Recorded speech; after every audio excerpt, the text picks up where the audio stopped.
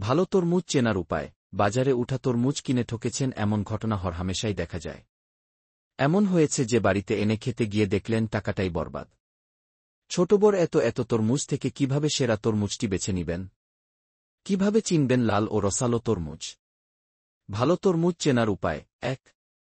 তরমুজের বোটা সবুজ হলে বুঝবেন গাছ পাকা। বোটা কালো বা হলুদ হলে তরমুজ অনেক দিন আগে কাটা। ২. নিচে রেখা মিলিত ফুলের অংশ ছোট থাকবে, যেটা শুকনা বা পক্তকে নিদর্শন করে।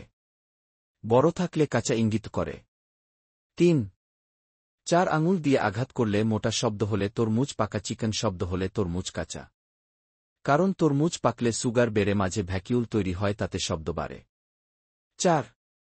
ভ্যারিগেটেড তরমুজ, যেটা কৃষক বাংলালিং বলে, সেটার ডোরা কাটাগুলোর মাঝে ফাঁক বেশি হলে তরমুজ ভালো হবে।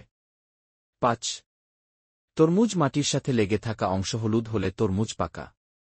ওই অংশ সবুজ হলে ওটা কাঁচা। ৬. নিচে হলুদাভ ফিল্ড স্পট আছে এমন তরমুজ কিনবেন। সাদা হলে কাঁচা ইঙ্গিত করে। ৭. ডেনসিটি বেশি মানে সাইজের তুলনায় ওজন বেশি এমন তরমুজ কিনবেন। ৮. তরমুজের গায়ে বাদামি বর্ণের জালিকা থাকলে কিনবেন। ৯. সিমেট্রিক্যাল সাইজ শেপ দেখে কিনবেন।